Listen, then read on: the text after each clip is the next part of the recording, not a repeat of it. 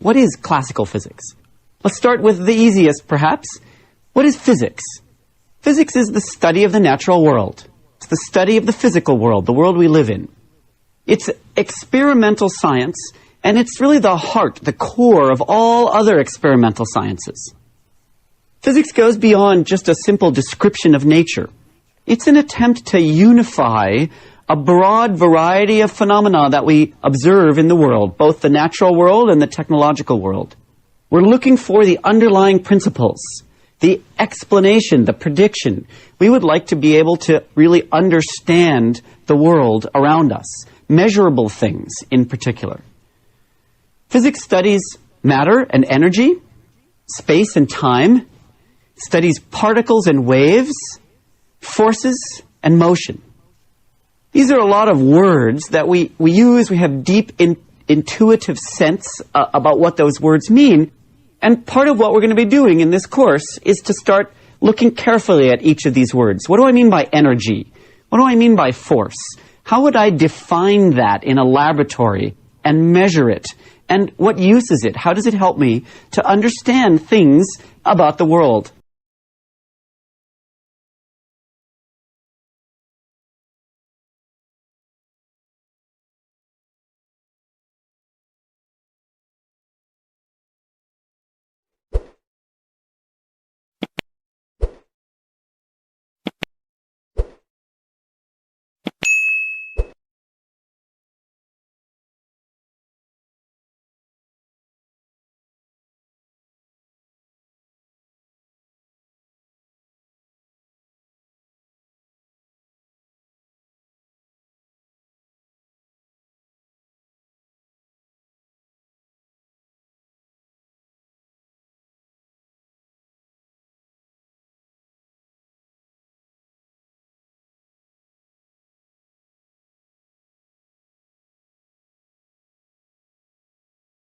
We exist in a world where 30% of people are starving while the planet's human population continues to surge. Our natural resources like water and arable land are shrinking, and pollution and dramatic changes in climate are increasing, all alongside whilst there are concerns about energy use and our food choices. The need for global sustainable and profitable agricultural practices are a recognised imperative. Food security, by definition, exists when all people at all times have physical, social and economic access to sufficient, safe and nutritious food. Although we have a long way to go before a full-blown food security crisis, the consequences of not acting together or acting now are dire. It will lead to global unrest and compromises the well-being of humanity. Together globally, we have to do more with less in more difficult circumstances and act now.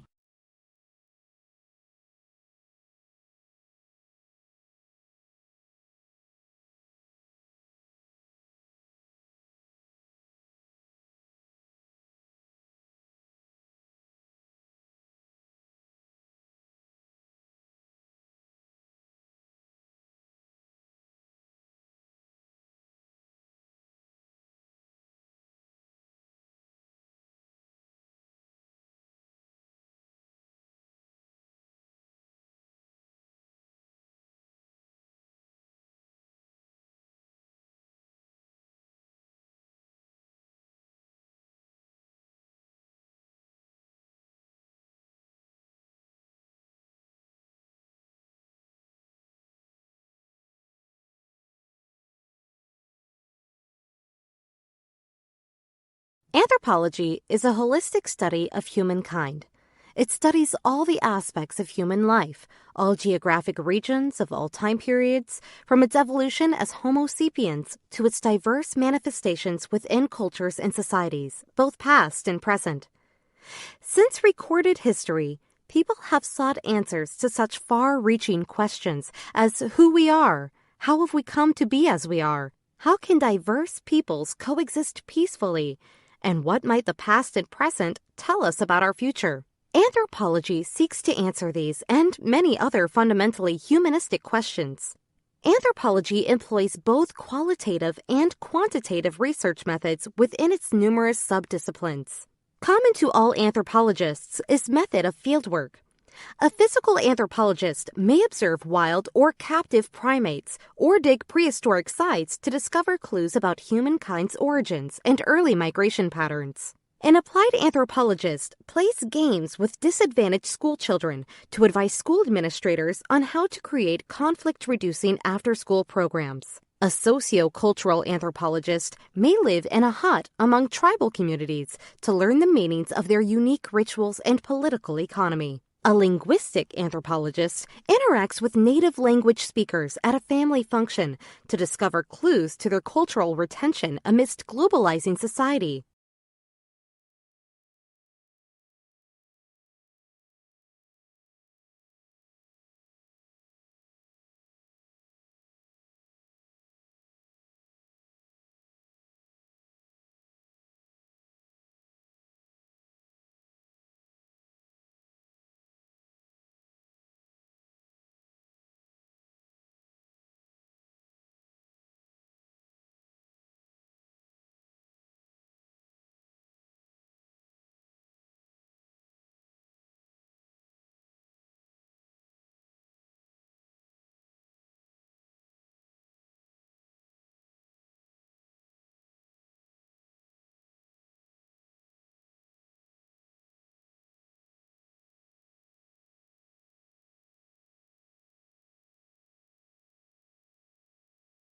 My talk is on black holes. It is said that fact is sometimes stranger than fiction, and nowhere is that more true than in the case of black holes. Black holes are stranger than anything dreamed up by science fiction writers, but they are firmly matters of science fact. The scientific community was slow to realize that massive stars could collapse in on themselves under their own gravity, and how the object left behind would behave. Albert Einstein even wrote a paper in 1939 claiming stars could not collapse under gravity because matter could not be compressed beyond a certain point. Many scientists shared Einstein's gut feeling. The principal exception was the American scientist John Wheeler, who in many ways is the hero of the black hole story. In his work in the 1950s and 60s, he emphasized that many stars would eventually collapse and highlighted the problems that posed for theoretical physics. He also foresaw many of the properties of the objects which collapsed stars become, that is, black holes. During most of its life, a normal star, over billions of years, will support itself against its own gravity through thermal pressure, caused by nuclear processes that convert hydrogen into helium. Eventually, however, the star will exhaust its nuclear fuel and will contract.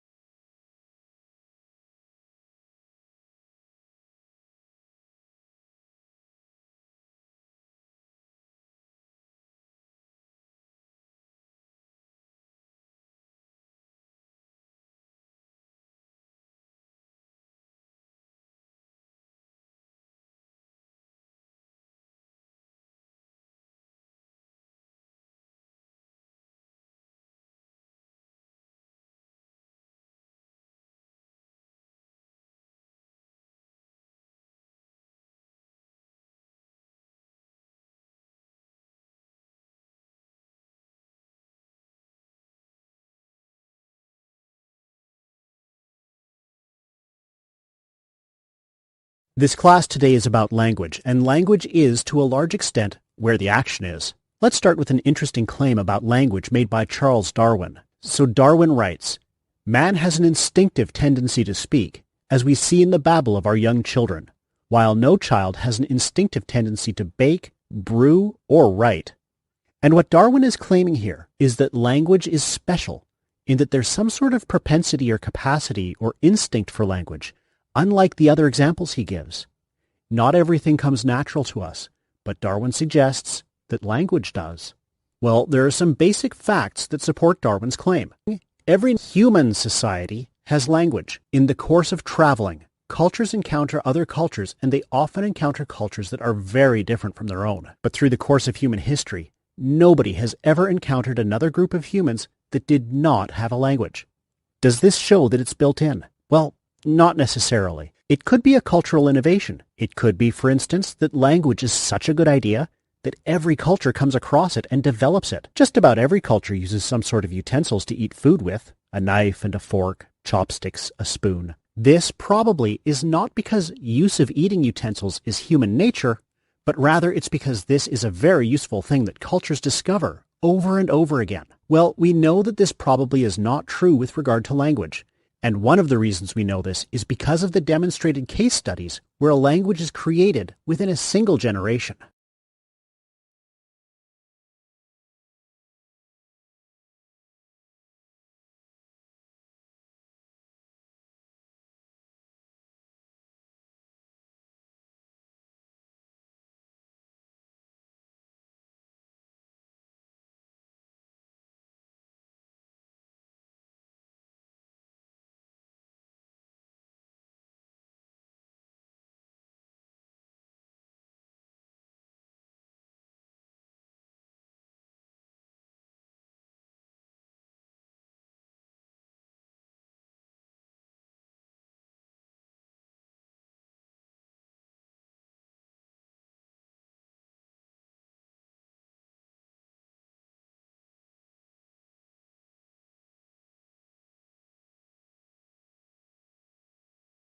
Although wind power plants have relatively little impact on the environment compared to, say, fossil fuel power plants, concerns have been raised over the noise that is produced by the rotor blades, visual impacts, and death of birds and bats that fly into the rotors.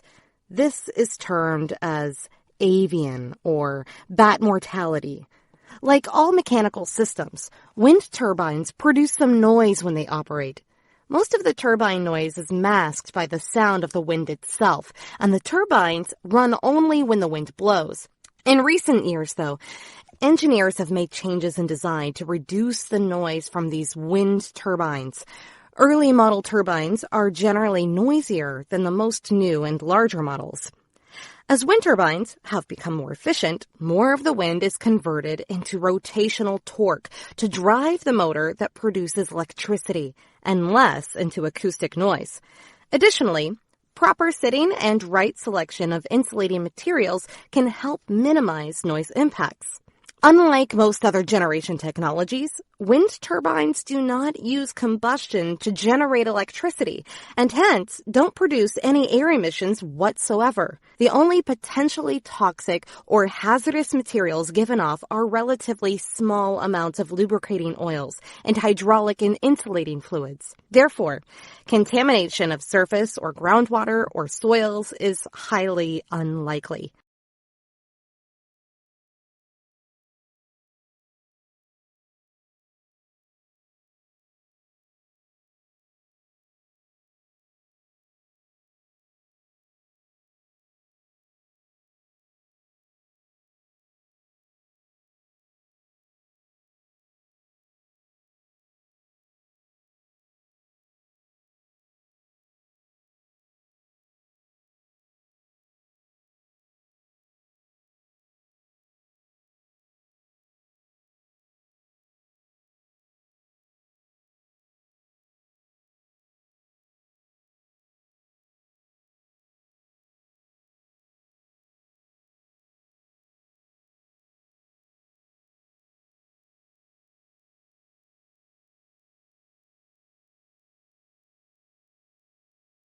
So think about the different kinds of legal strategies and standards that have been designed to control air quality in history.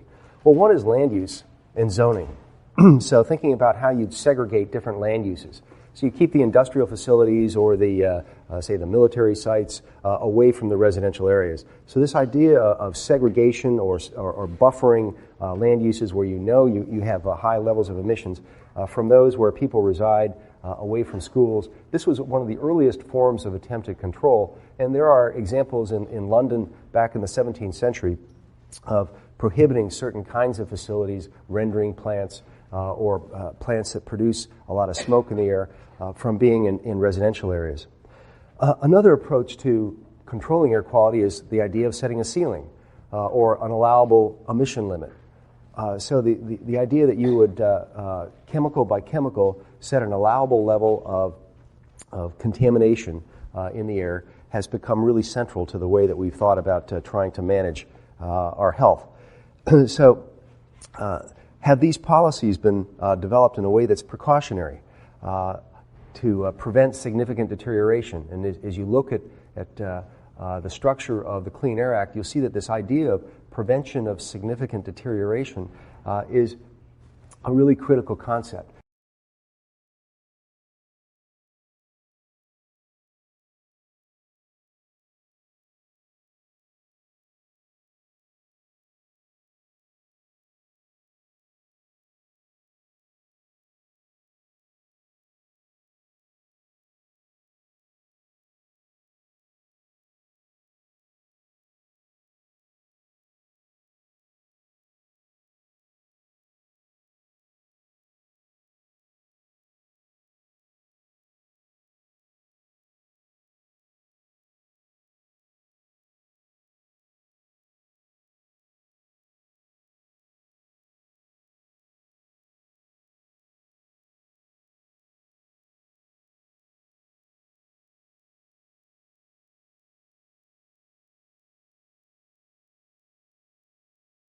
So this is about how to get memory, how to get information into your memory. How do you get information out? So, it's exam period. You got the stuff presumably into your head. You have to get it out. You have to retrieve it. Well, how do you do that? Well, there's retrieval cues. Retrieval cues make sense. Retrieval cues are just things that have been associated with what you're trying to remember. Retrieval cues bring things back. But it's a little bit more complicated than that. There's a more general relationship between encoding and retrieval called the compatibility principle. And what this means is you're much better to remember something in the context in which you have learnt it. And this is also known as context-dependent memory and state-dependent memory. It's illustrated by one of the strangest experiments in the history of psychology, where they had people on a boat, and then they had them scuba dive underwater, and they taught them things either on the boat or underwater, like with things that they held up. And then they tested them later, and it turns out that you'll remember it better if you're tested on it in the context in which you learn it. And it might be because then the retrieval cues help bring it back.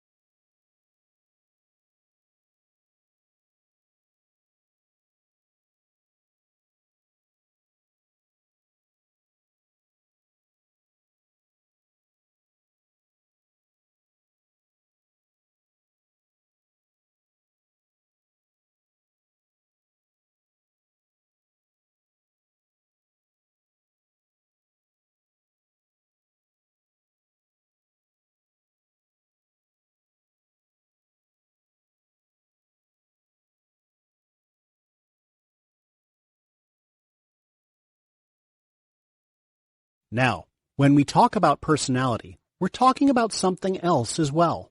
We're talking about a stable trait across situations and time. It's personality if you walk around all the time angry. That'd be a stable trait. That'd be something you carry around with you, and that's what we mean by personality. Now, how do we scientifically characterize differences in personality? And it's a deep question. Any good assessment has to satisfy two conditions. One is reliability. Reliability means there is no measurement of error. And one crude way to think about reliability is a test is reliable if you can test the same person at different times and you get the same result. Reliable is something you could trust over time. Validity is that your test measures what it's supposed to measure. So validity means it's sort of a good test. Forget about how reliable it is. Does it tap what you're interested in? For example, suppose I determine your intelligence by the date of your birth. Maybe people born in January are the dumbest. People born in December are the smartest. I was born on Christmas Eve. Is that a reliable test? Yes, it's a wonderfully reliable test. I'll test you today. I'll test you tomorrow. I'll test you next year, and I'll test you the day you die. I'll get the same IQ score. Is it a valid test? It's a joke. It's absolutely not a valid test. It has nothing to do with intelligence. But you noticed these are two different things.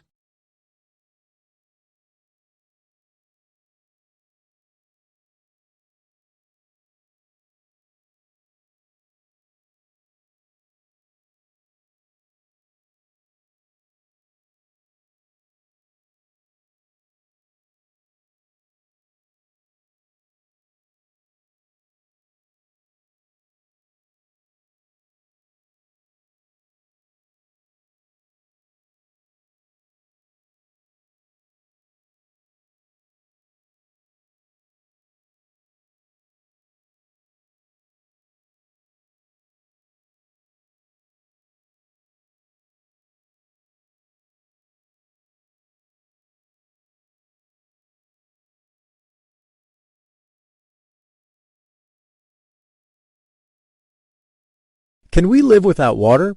The answer is no. Do we know how to make water? The answer is again, no. So what do we do? The United Nations Environment Program warns that the world today is faced with a water crisis that is life-threatening. Its report on water, released recently, says that unlike the energy crisis, water crisis can mean the difference between life and death. Without sustainable water management, the health of ecosystems and those who depend on them, especially people, suffer. Shortage of potable water is restricted not just to urban areas. The problem is worse in villages and hamlets where lack of water means no crops and hence no food. Currently, because of the huge demand-supply gap, there are areas where people have to deal with not more than one glass of drinking water throughout the day. This is apart from contaminated water, which routinely causes outbreaks of diarrheal diseases like cholera and dysentery, typhoid, and malaria. More than 15 million children under 5 years die, and more than 1.2 billion people's health is adversely affected every year on account of unsafe drinking water. Needless to say, women and children suffer the most.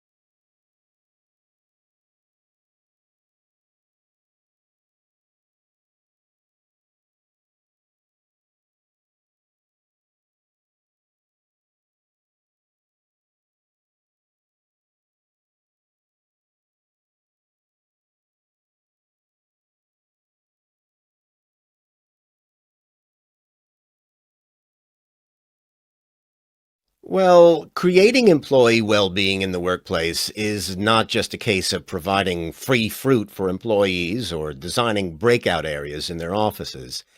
No, it requires a range of other things to be in place, including effective communication, good management, and clear job design. Communication between managers and subordinates, amongst colleagues and across departments, can affect employees' well-being as well as their productivity. A high-quality work environment not only provides a joined-up approach at the company's local and national levels, but also job security, defined roles, the chance to utilize existing skills and to hone new ones.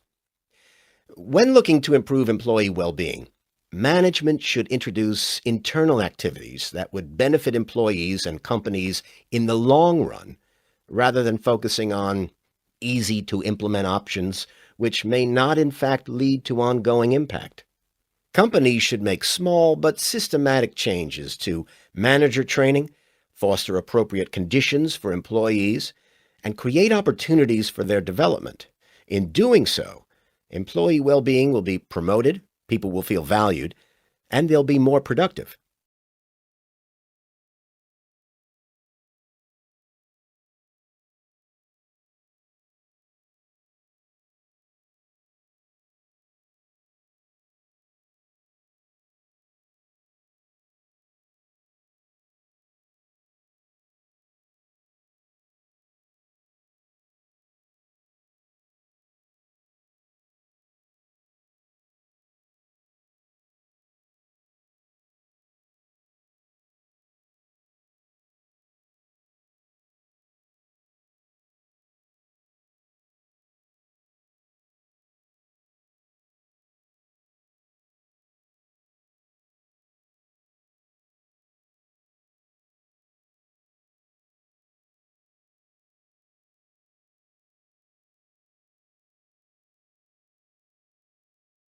You don't think up exceptional products or services by doing a lot of market research or conducting focus groups. Customers may be able to define problems, but you have to come up with solutions. Customers may be able to suggest refinements to products. Truly innovative products have to come from within your own company. Innovation is homegrown, not the result of a poll. Innovation is about doing what delights the customer, not just satisfying the customer. It's giving the customer something they didn't expect. They can't ask for it because they can't know what it is before it is created. But sometimes, once it has been invented, customers can't imagine ever having lived without it. But you can't invent revolutionary products in a conservative environment. You have to let people think and act outside their corporate boxes, unlimited by job descriptions, corporate ladders, or organizational hierarchies. You have to create an atmosphere of innovation.